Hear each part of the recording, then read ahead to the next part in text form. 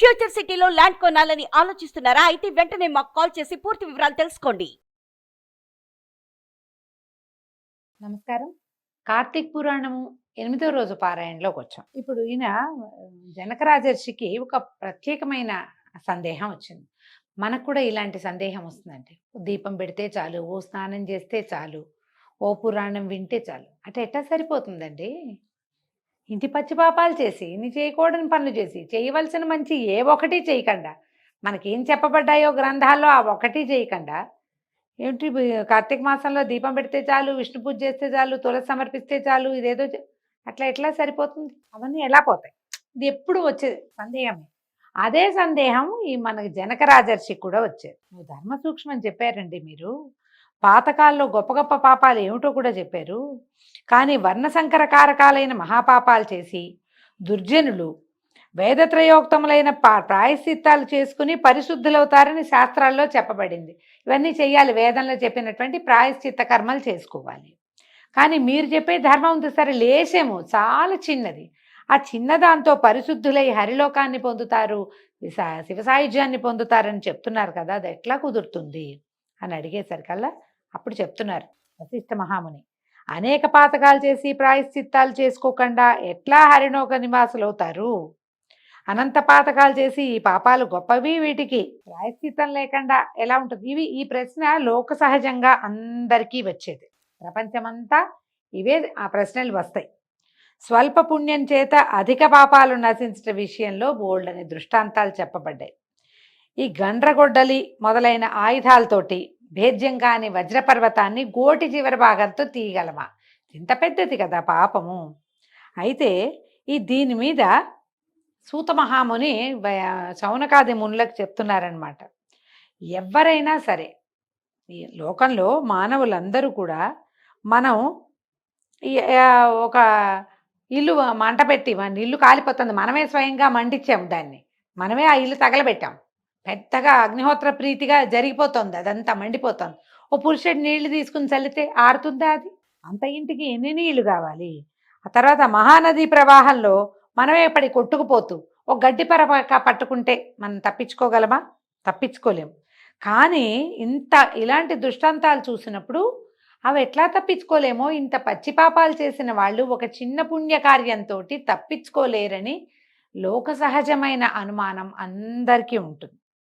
ఎవరికైనా సరే. ఇప్పుడు ఈ కథ వినేటువంటి జనక రాజర్షికి వచ్చింది, అదే కథని వింటున్నటువంటి సూత మహాముని చెప్తుండగా వింటున్నటువంటి శౌనకాదులకు వచ్చింది, చదువుతున్న నాకు వస్తుంది, నేను చదివేది వింటున్న మీకు కూడా వస్తుంది. ఎన్ని పాపాలు ఎట్లా పోతాయి?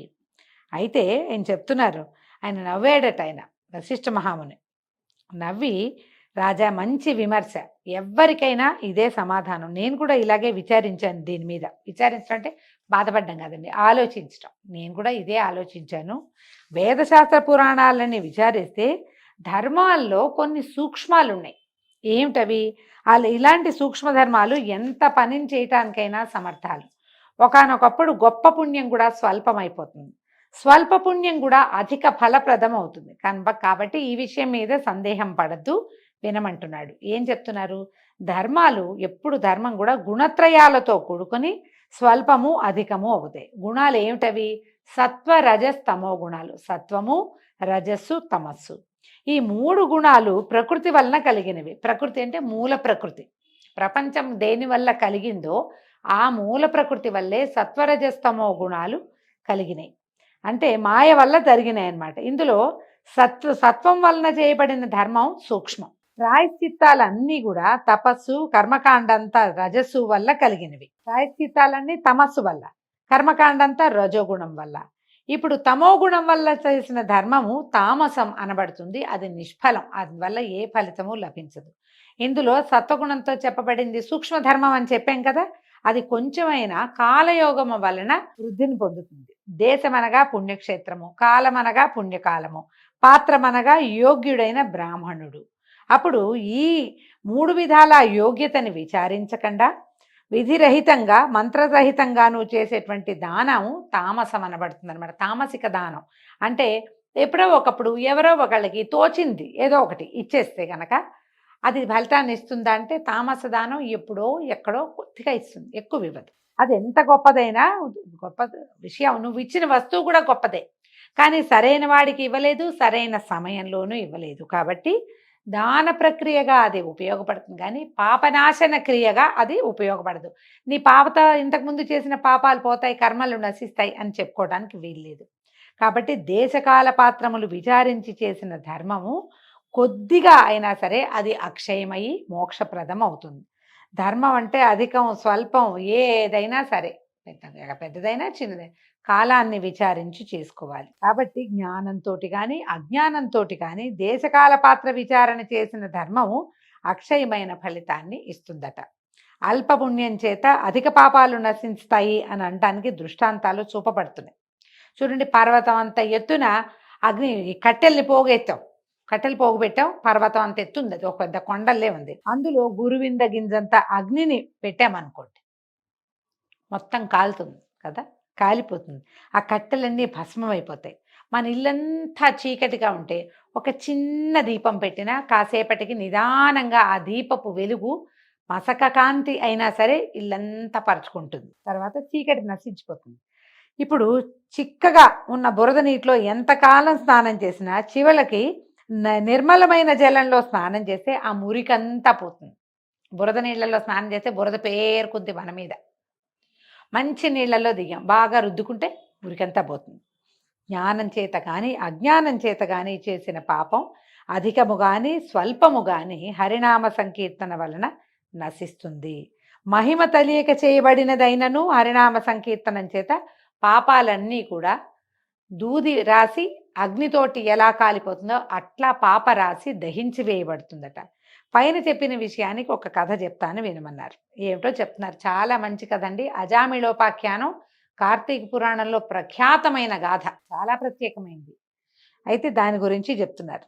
ఈ కన్యాకుబ్జం అనే క్షేత్రంలో వేదాంగ పారంగతుడైనటువంటి సత్వనిష్ఠుడు అనేటువంటి బ్రాహ్మణుడు ఒక ఆయన ఉండేవాడు. ఆయనకి పతివ్రత ధర్మాత్పురాలు పుణ్యాంగన అయిన ఒక భార్యామణి ఉండేదట. వాళ్ళకి చాలా కాలానికి ఒక కుమారుడు కలిగాడు. అయితే లేక కలిగి ఒకే ఒక్క కుమారుడు ఉంటే కొంచెం ముద్దు గారాభము, ఇప్పుడే ఎందుకులే 4 రోజులు పెద్దయ్యాక నేర్చుకుంటాడులే, ఇలాంటి ఆలోచనలు చేస్తారు ఎవరైనా. 10 మంది కుమారులు ఉన్న వ్యవహారం వేరు, ఏక కుమారుడు ఉన్న వ్యవహారం వేరు. అయితే ఈ అబ్బాయికి అజామిళుడు అని పేరు పెట్టారట. ఈ అజామిళుడు కాలక్రమంగా ఏమయ్యాడు, దురాచారపరుడయ్యాడు. వాళ్ళ పక్క వాళ్ళ ఇంట్లో ఉన్నటువంటి ఒక దాసి అమ్మాయిని పెళ్లి చేసుకున్నాడు. వాళ్ళ ఇంటికి కూడా పని చేయడానికి వచ్చేది. దాసిని చేసుకున్నాడంటే ఎందుకు చేసుకోకూడదంటే అనిపిస్తుంది. ఈ కాలము ఇలాగా ఏమంటారు, కులోది విచక్షణ లేకుండా వివాహాలు చేసుకునే కాలం కాదు, విచక్షణ ఉండాలి. దాసి అమ్మాయి అంటే వీళ్ళ బ్రాహ్మణ జాతి అమ్మాయి కాదు, ఎక్కడో పని చేసుకునే పాప, 4 ఏళ్లలో పని చేస్తుంది. ఆ పిల్లని కాస్త వ్యామోహపడి వివాహం చేసుకున్నాడు. హింసకుడు, ఏదైనా తేడా అంటే ఎవరినైనా సరే మీద పడి కొట్టేసేవాడు. ఆ దాసిదాన్ని కొట్టేవాడు, అమ్మా నాన్నని కొట్టేవాడు. హింసా ప్రవృత్తి అతని లక్షణంగా ఉండేది. ఈ దాసి సాంగత్యం ఇదే కాదు, ఆ అమ్మాయి స్నేహితురాళ్ళ పట్ల కూడా ఆసక్తి కలిగి ఉండేవాడు. అలాంటి వాడిని వాడు తెలియక చేసిన, అనుకోకుండా చేసినటువంటి హరినామ సంకీర్తన వలన తరించాడు వాడు.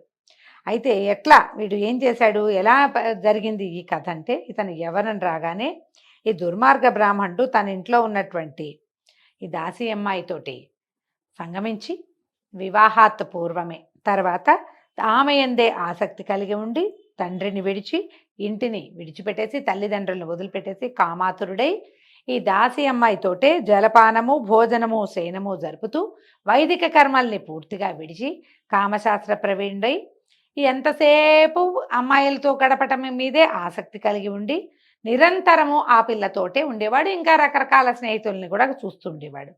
అయితే ఇలా కులాచార భ్రష్టుడు అవటంతో ఆ బంధువులు, వాళ్ళ మేనమామ మేనత్తలు వాళ్ళంతా ఇంటికి వచ్చి నువ్వు పో ఇంటోంచని ఇంటోంచి తరిమేశారు. అజామిళుడు ఏం చేశాడట, ఆ ఊళ్ళోనే వాళ్ళ ఇళ్ళకి దూరంగా ఉన్నటువంటి ఒక చండాలుని ఇంట్లో నివాసం ఏర్పరచుకుని నిత్యము ఈ దాసితోటి సంభోగిస్తూ కుక్కలకి వాటికి ఉచ్చులు వేసి మృగాల్ని పట్టుకునే వాళ్ళ వెనకాల వెళ్ళి పశువుల్ని పక్షులని మృగాలని చంపి వాటి మాంసాన్ని భుజిస్తూ కాలం గడిపేవాడు. వీడు చూడండి, ఒట్టే ఆచార భ్రష్టుడే కాదు, కుల భ్రష్టుడే కాదు, అన్ని రకాల భ్రష్టత్వాలు వచ్చేసినాయి వాడికి. ఇలా ఉండగా ఒకనాడు ఈ దాసి అమ్మాయి తన భార్యగా ఉన్న అమ్మాయి, భార్య కాదు భార్యగా ఉన్న అమ్మాయి కళ్ళు తాగుదామనే ఆశతోటి తాడి చెట్టు ఎక్కిందట. ఎక్కి అప్పటికే మత్తుగా ఉన్నదో ఏమో ఆ ఒక కమ్మ విరిగి పడిపోయి కింద పడి చనిపోయింది. అయితే ఏమైందట, ఈ గజామిళుడు ఈ చనిపోయిన భార్యను చూసి అయ్యో ఇప్పుడు ఎంత కాలంగానో ఆ అమ్మాయి పట్ల ప్రేమ కలిగి ఉన్నాడు, విపరీతంగా శోకించి చాలాసేపు చూసి చూసి తర్వాత ఆమెకి ఏ క్రియలు చేయలే, తీసుకెళ్ళి ఒక కొండ బిలంలో పారేసేట ఆమె శవాన్ని. తర్వాత అజామిళుడు ఏం చేశాడు, ఇంటికి వెళ్ళిపోయి అతనికి ఆ అమ్మాయికి ఆల్రెడీ ఒక కూతురు ఉంది, ఇతని వల్ల కలిగిన కూతురు కాదు, ముందే ఒక కూతురు ఉంది. ఆ పిల్ల కూడా యవనవంతురాలై ఉంది. ఈ యవనవంతురాలైన ఆ పుత్రికని చూసి మళ్ళీ వ్యామోహపీడితుడై ఆమెతోటే చిరకాలము ఉండిపోయాడు ఆ అమ్మాయితోటి. తర్వాత ఆ అమ్మాయికి అంటే కూతురు వరస అయ్యే ఆ భార్యగా ఉన్న అమ్మాయికి ఎంతమందో కుమారులు కలిగి పిల్లలు పుట్టడం చచ్చిపోవటం, పుట్టడం చనిపోవటం ఇలా జరిగిందట.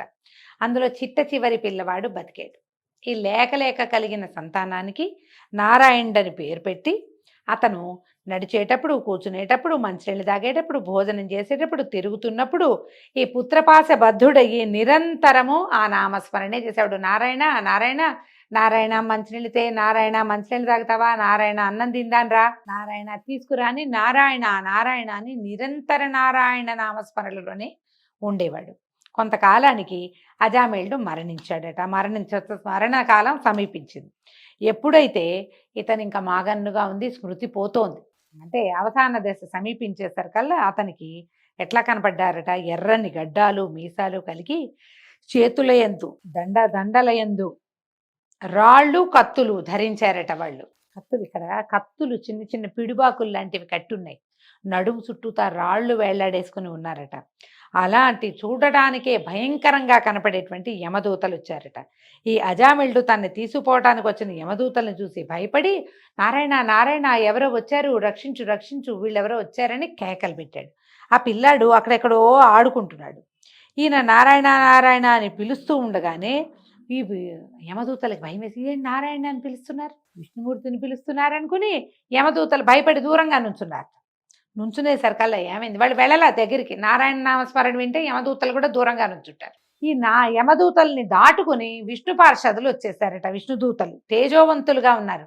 ఎట్లా ఉన్నారు, శంఖచక్రధారులు, పద్మమాలాలంకృతులుగా ఉండి పచ్చని వస్త్రాలు ధరించి సాక్షాత్ విష్ణు స్వరూపులుగా కనపడుతున్నటువంటి విష్ణు పార్షదులు వచ్చి అతను యమదూతల వైపుకి తిరిగారట. ఓయి ఇతను మీ వాడు కాదు, వీడు మా వాడు అని చెప్పారు.